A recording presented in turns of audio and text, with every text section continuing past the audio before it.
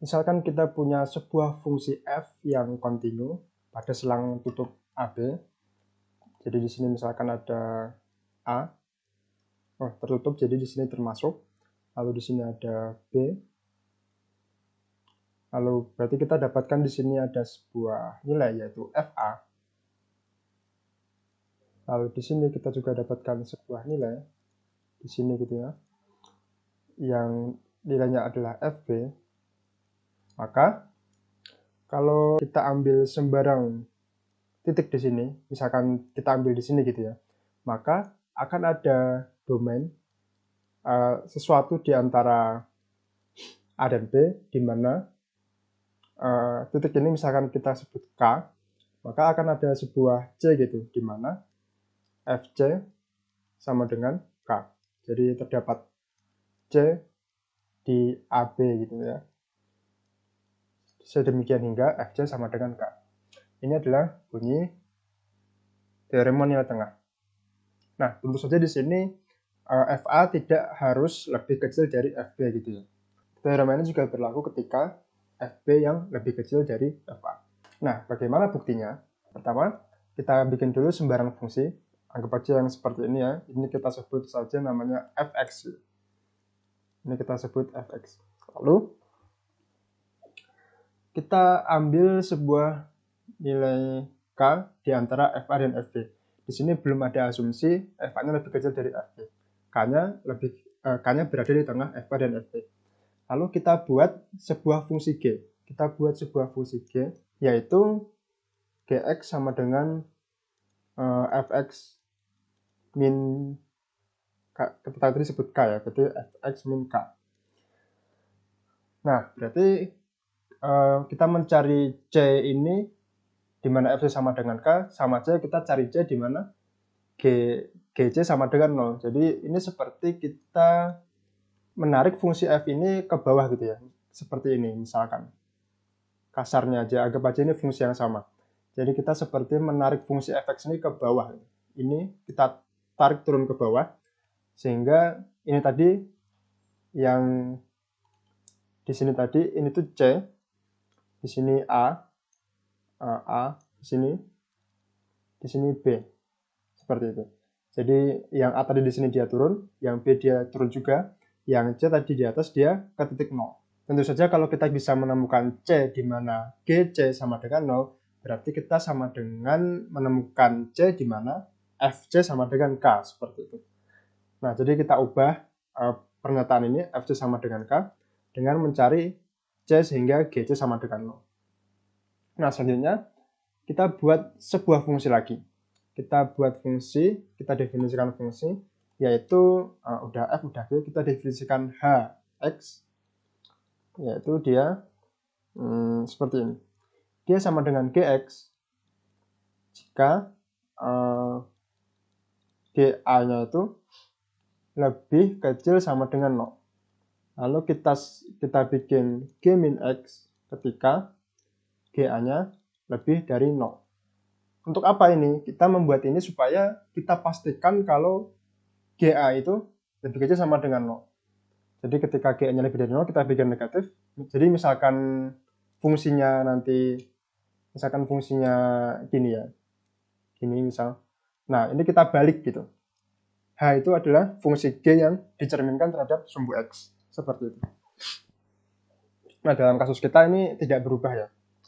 Dan ini tetap maknanya sama, kita tetap mencari nilai C sehingga GC sama dengan 0 atau HC sama dengan 0. Nah, untuk apa sih kita nyari Hx? Ya, untuk mempermudah step selanjutnya yang akan kita lakukan. Jadi kita udah punya A, kita juga sudah punya B. Nah, sekarang untuk mencari C, kita gunakan limit. Jadi kita ambil titik tengah dari A dan B, misalkan titik ini gitu. Bukan misalkan sih, sebenarnya terserah ada titik yang mana, tapi biar gampang kita ambil tengahnya. Jadi di sini adalah setengah dari A plus B gitu. Nah, kita cek nilai F di sini. Ketika F-nya dia di bawah, berarti bukan F dan H. Ketika H-nya dia di bawah, berarti negatif. Misalkan ini kasih nama D gitu. Misalkan HD itu negatif, D ini akan menjadi A1. ketika hanya positif, maka hanya menjadi B1 gitu. Nah, berarti dalam kasus ini jadi A1 gitu ya. A1 yang B-nya di sini jadi B1. Nah, kita udah memperkecil nih. Kita memperkecil A1 dan B1 itu selang tutup yang merupakan subset dari selang tutup AB. Lalu step kedua, kita pilih titik tengah dari A1 dan B1, yaitu di sini. Nah, di sini dia nilai H-nya di sini positif. Berarti kita bikin ini jadi B2. A1-nya jadi A2. Nah, kita dapatkan sebuah barisan gitu. Kita dapatkan sebuah barisan real, yaitu A1, A2 dan seterusnya, dan B1, B2 dan seterusnya. Gitu ya. Dimana HA1 HAN gitu ya. HAN itu selalu kurang dari sama dengan 0 dan HBN itu akan selalu lebih dari sama dengan 0. Seperti ini. Lalu dari sini kita dapatkan apa? Kita dapatkan kalau limit dari N menuju tak hingga gitu ya. B1 BN min AN akan sama dengan 0. Ya, kenapa? Karena kan dipotong setengah terus. Jadi jaraknya lama-lama akan mendekati 0. Nah, dari ketunggalan limit kita dapatkan kalau limit N menuju tak hingga dari BN itu sama dengan limit menuju tak hingga dari AN. Gitu ya. Jadi mereka berdua barisan ini akan lama-lama berkumpul di satu titik gitu. Nah, titik ini seperti yang kalian tebak, yaitu titik C. Titik C ini. Lalu gimana cara ngatainnya gitu ya. Jadi kita dapatkan kalau limit dari HAN N-nya menuju tak hingga gitu ya. Kalau aku nulis limit dalam konteks ini di pembahasan ini adalah limit N menuju tak hingga gitu. Biar tidak susah-susah nulisnya. Ini akan sama dengan H limit dari AN. Kenapa bisa ditukar? Ya karena hanya itu fungsi kontinu. Ini ada sebuah teorema lagi yang perlu dibuktikan, tapi untuk video ini anggap aja udah ada. Kalau kalian mau tahu bagaimana caranya kok limitnya bisa masuk, silahkan tulis di komentar biar nanti aku bahas lagi lebih dalam.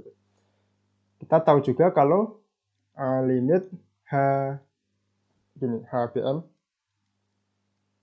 sama dengan H limit BN. Ini ya, alasan yang sama. Nah, limit AN tadi ini kan ada ya, kita sebut saja ini C gitu. Jangan C deh, C1 gitu. Jadi kita belum tahu ini sih C1 ini C yang kita cari apa bukan. Nah, H limit AN ini apa? Ini sama dengan HC1. Nah, padahal HAN itu akan kurang dari sama dengan 0 untuk setiap AN. Berarti HC1 ini akan kurang dari sama dengan 0. Lalu yang kedua, ini sama aja HC1, padahal HBN itu lebih dari sama dengan 0 untuk setiap BN. Berarti ini lebih dari sama dengan 0. Apa artinya? Artinya HC1 itu harus sama dengan 0 dong. Artinya jadi HC1 sama dengan 0. Nah, ternyata benar C1 yang kita dapatkan di sini adalah C ini yang merupakan titik di mana HC sama dengan 0. Nah, ketika kita kembalikan ini, H ini ke G, lalu G ini ke F, maka kita ketemu C di mana Fx sama dengan K. Seperti itu.